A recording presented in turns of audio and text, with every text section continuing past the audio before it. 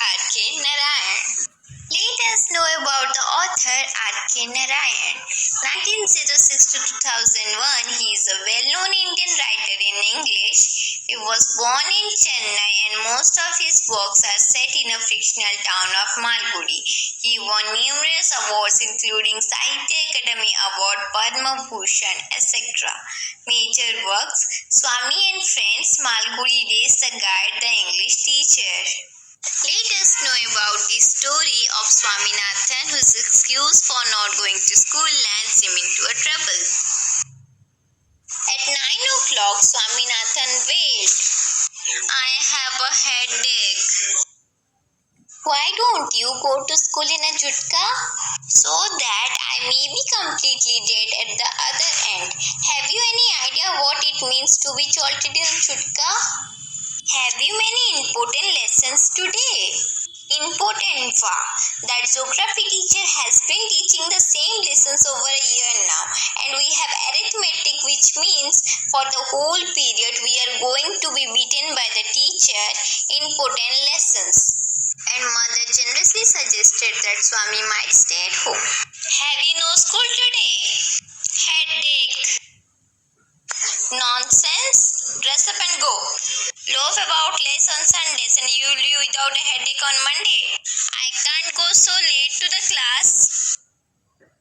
"I agree, but you'll have to. It is your own fault. You should have asked me before deciding to stay away."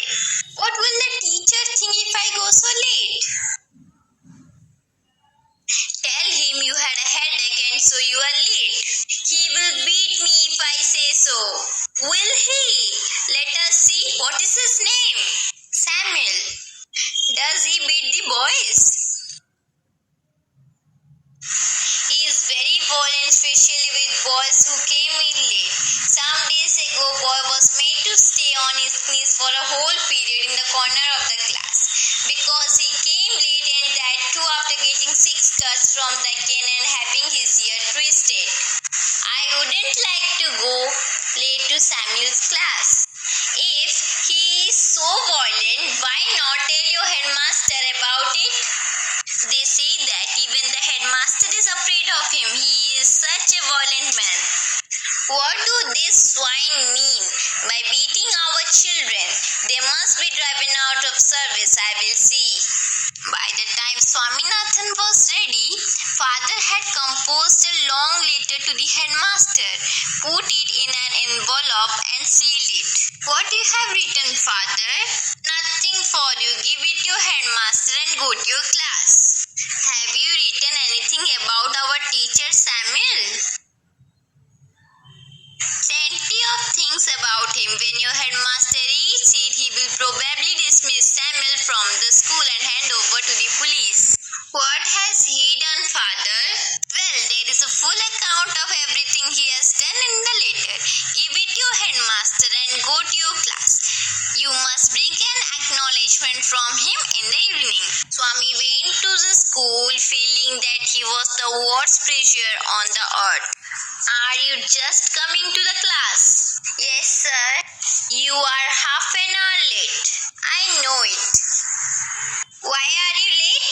"I have a headache, sir." "Then why did you come to school at all?" "My father said that I shouldn't miss the class, sir." "Your father is quite right, a very sensible man. We want more parents like him." "All right, go to your seat. Have you still a headache?" "Slightly, sir." "Swaminathan, where is your homework?" "I have not done any homework, sir." "Why? Headache?" "Yes, sir."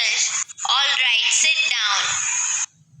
The period came to an end and Swami felt miserable. The last period for the day was again taken by Samuel. He came this time to teach the Indian history. The period began at 3:45 and ended at 4:30. Swaminathan had sat through the previous periods thinking accurately. He could not devise any means of provoking Samuel. When the clock struck at 4, Swami felt desperate. Half an hour more. Swami was reading the red text. The a portion describing Vasco da Gama's arrival in India.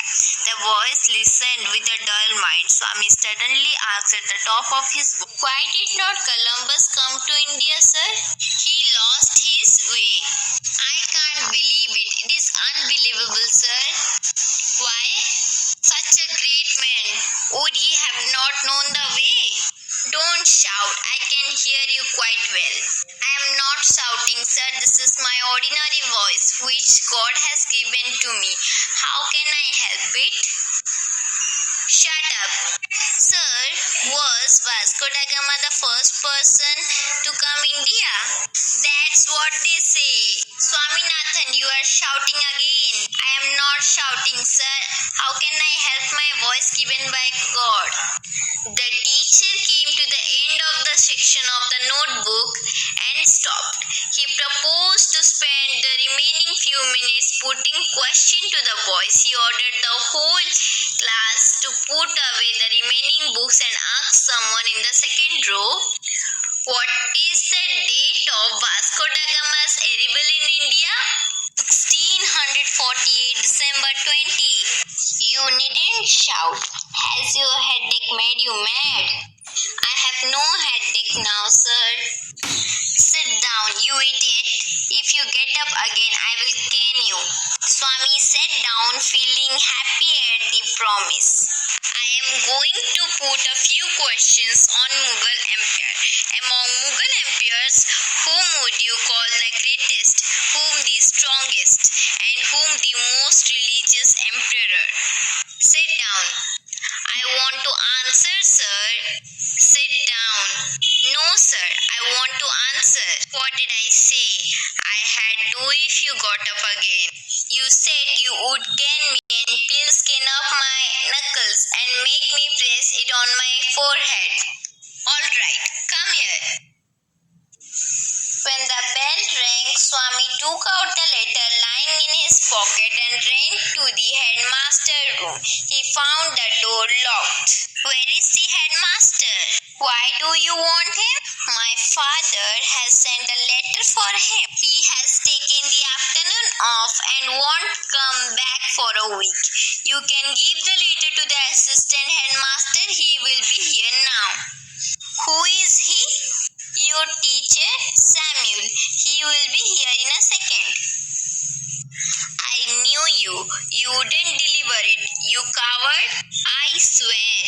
"Our headmaster is on leave. Don't tell lie in the addition to being a coward." "I will give this letter to the headmaster as soon as he is back. Don't come to me for help.